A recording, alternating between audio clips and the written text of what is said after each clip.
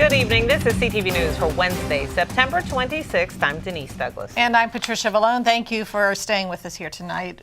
Well, an unusual fatal accident in Camp Springs this morning. Police say a hearse was involved in a single vehicle crash about 9:30 at the intersection of Old Branch Avenue and Allentown Road. The driver reportedly lost control and struck a pole.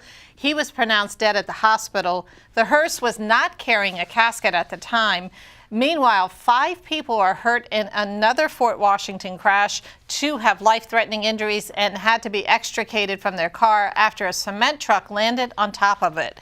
Both patients were flown to trauma centers. 1 adult female and 2 children were treated on the scene and refused transport. Now, the incident happened about 2:30 this afternoon at the intersection of Indian Head Highway and East Swan Road. Southbound Route 210 remains closed at this time.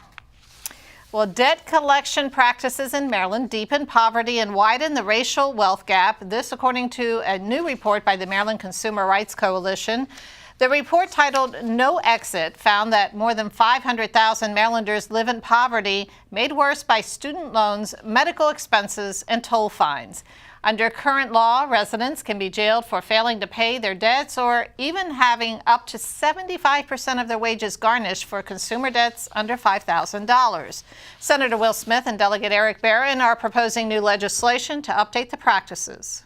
We want to look at things we can do differently so that we can really provide people an out from sort of a vicious cycle of poverty and a way to have a pathway to prosperity. And to do that, we wanted to document what we are seeing right now in the state and what's been happening. For today, we discussed 2 proposals. One was to basically get rid of the exemptions, the structure that we've had in place in Maryland, which has been in place since 1988, which would allow families that are trying to make good on their debts a little bit more latitude to address their needs in terms of satisfying their debt, but also able to survive and live without being in poverty. The second piece of legislation we discussed was body attachments, which is essentially arresting people because they owe a civil debt.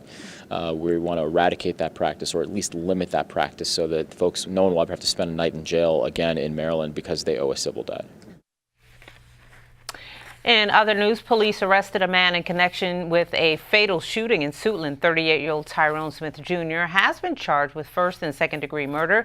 You may recall police were called to the 3600 block of Silver Park Drive earlier this month for a report of a shooting.